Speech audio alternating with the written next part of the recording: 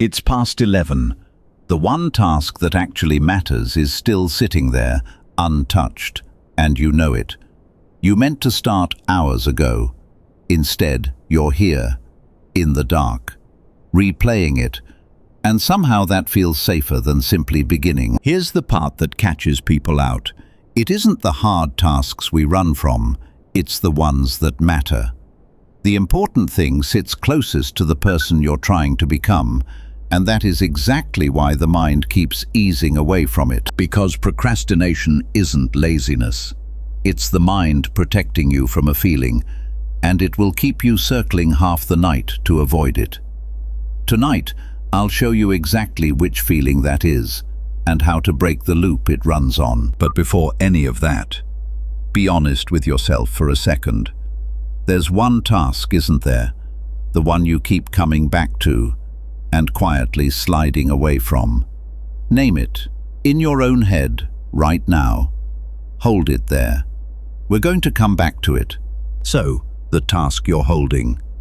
Notice it isn't the hardest thing on your list. It's the thing that would mean the most. And that's the clue. Because the task that matters carries a quiet risk the others don't. If you really try, and it isn't good enough, then maybe you aren't either. That's the feeling you've been avoiding, not the work, the verdict. So your mind makes you an offer. Don't start, and you never have to find out. The task stays perfect in your head, untested, still full of promise. The moment you begin, it becomes real and fallible, so you take the safer road. Not now, later, when I'm ready. It feels like patience. It's protection. You're guarding the idea of yourself by never putting it to the test. But here's what the trade never mentions. Every time you protect the idea by avoiding the task, you also confirm the fear, a little. The knot pulls tighter, the task grows heavier, and the story hardens. I'm just not the kind of person who does this. Look back through anyone's avoidance, and it's never laziness in the file. It's a person quietly protecting something they care about by refusing to risk it. So if the fear needs a verdict to fire, take the verdict away. You do that by making the first step too small to mean anything. You're not writing the report. You're opening the document and typing one line. You're not going for the run. You're putting your shoes by the door. Shrink it until there's nothing left to be afraid of. And don't wait to feel ready. You won't. Ready is what arrives after you start, never before.